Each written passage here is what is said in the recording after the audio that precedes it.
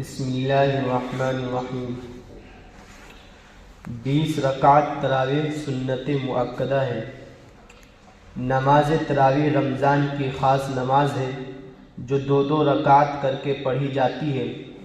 تراویح کی نماز تمام فقہائے کرام حنفیہ، حنابلہ اور مالکیہ وغیرہ کے نزدیک مرد و عورت دونوں کے لیے سنت مؤکدہ اور دین اسلام کے شعائر میں سے ہے۔ متعدد صحیح احادیث میں اس کی ترغیب اور فضیلت وارد ہوئی ہے۔ خود رسول اللہ صلی اللہ علیہ وسلم نے یہ نماز 3 رات صحابہ کو جماعت کے ساتھ پڑھائی، جیسا کہ بخاری وغیرہ کی حدیث میں مذکور ہے، اور پھر چوتھے دن اور اس کے بعد نہ پڑھانے کا عذر بھی بیان کر دیا۔ حضرت عائشہ رضی اللہ عنہا کا بیان ہے کہ رسول اللہ صلی اللہ علیہ وسلم ایک رات درمیان شب میں نکلے اور مسجد میں تراویح کی نماز پڑھی۔ لوگوں نے آپ صلی اللہ علیہ وسلم کے پیچھے نماز پڑھی۔ صبح ہوئی تو لوگوں میں یہ چیز گفتگو کا موضوع بن گئی، یعنی اس کا چرچا ہوا۔ تو اگلی رات اور زیادہ لوگ جمع ہوئے اور انہوں نے رسول اللہ صلی اللہ علیہ وسلم کے پیچھے نماز پڑھی۔ صبح ہوئی تو لوگوں میں اس کا تذکرہ ہوا۔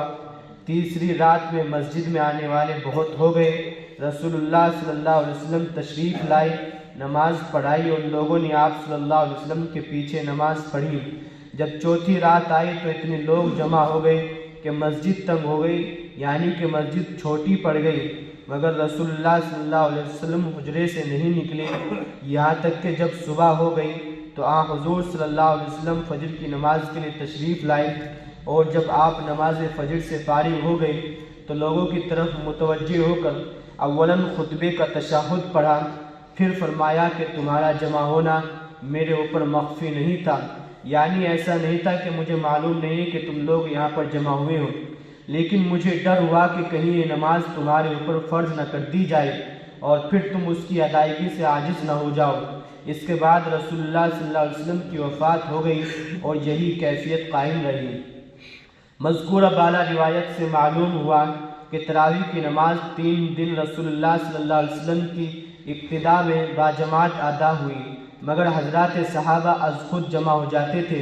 رسول اللہ صلی اللہ علیہ وسلم نے ان کو جمع کرنے کا نہ حکم دیا اور نہ اس کا کوئی اہتمام فرمایا۔ جماعت کا انتظام اور اہتمام حضرت عمر فاروق رضی اللہ عنہ کے زمانے میں ہوا، کیونکہ اس وقت فرضیت تراویح کا جو ڈر تھا وہ ختم ہو گیا تھا، جس کی بنا پر رسول اللہ صلی اللہ علیہ وسلم کے مبارک زمانے میں جماعت کا سلسلہ قائم نہیں رکھا جا سکا تھا۔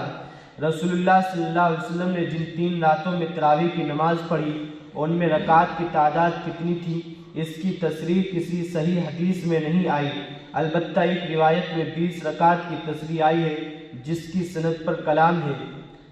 وہ روایت یہ ہے، البتہ حضرت عمر رضی اللہ عنہ کا 20 کا عدد مقرر کرنا اور پھر بعد میں بھی صحابہ کا اسی عدد پر قائم رہنا روایات میں بڑی تعداد میں آیا ہے۔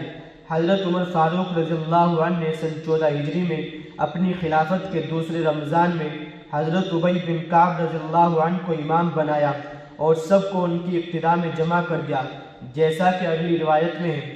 حضرت عبد الرحمن بن عبد القاری رحمہ اللہ بیان کرتے ہیں کہ ایک دفعہ میں حضرت عمر بن خطاب رضی اللہ عنہ کے ساتھ رمضان کی رات میں مسجد نبوی کی طرف نکلا تو میں نے دیکھا کہ لوگ الگ الگ بٹے ہوئے ہیں، کوئی تو تنہا نماز پڑھ رہا ہے، کوئی ایک جماعت کو نماز پڑھا رہا ہے۔